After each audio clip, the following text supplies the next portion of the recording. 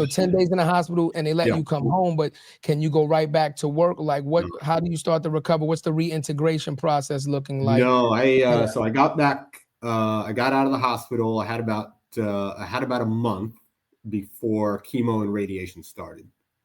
And all in all, I did 6 weeks of chemotherapy and 30 sessions of radiation.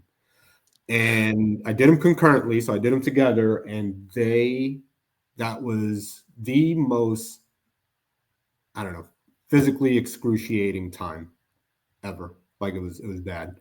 And I'll explain why. So chemo is, everybody's familiar with chemo, right? It's kind of like an IV drip, right?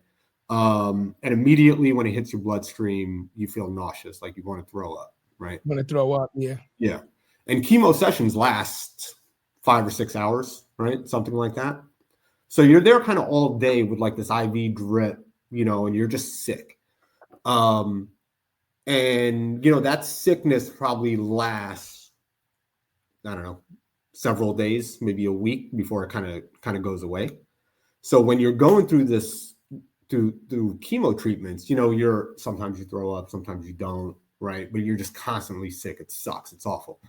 And because of that, you're not really eating well. You're not getting good nutrients. You end up losing a lot of weight. Sometimes because you're not eating, and other times because you're vomiting up.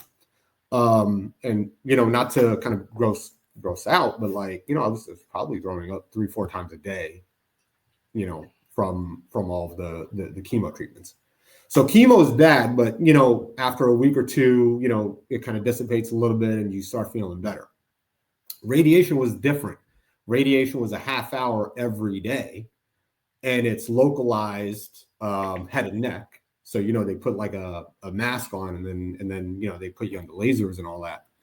The radiation didn't hurt at first, but it has a compounding effect. So every day it gets worse and worse. So by the 30th treatment, by the final treatment, it looked like I literally had gotten beat up every day. My face was bloody. It was swollen. Literally half my face was black. Like, I mean, like the color black. So it was bad, man. I was really hurting. And through this time, because I'm in so much pain, I'm not able to eat. Again, I'm losing lots of weight, not keeping nutrients. Ended up losing probably about 55, 60 pounds all in all. I've gained a little bit of that back. And, thankfully I've done a good job of, kind of staying fit and staying healthy. Thankfully that's, part of my wife's, nutrition background. I think that definitely helps a lot too. Right. Yeah. But like, that was physically, that was hell.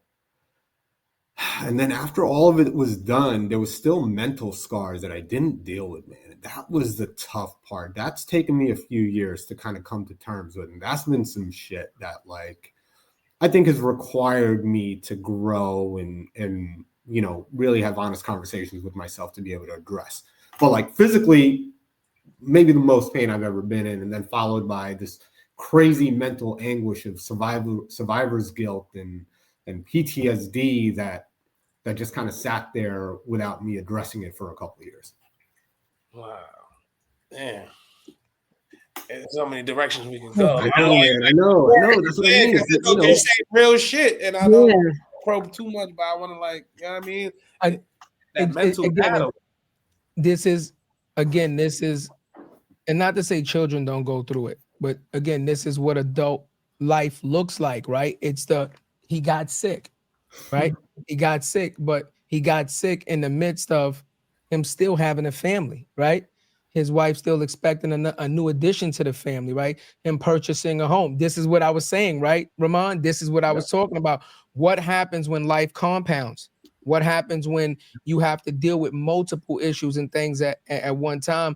Do you have the mental fortitude, like you said, to just, okay, I'm going to deal with it, have your day, but then what's the game plan, right? How do we see it through?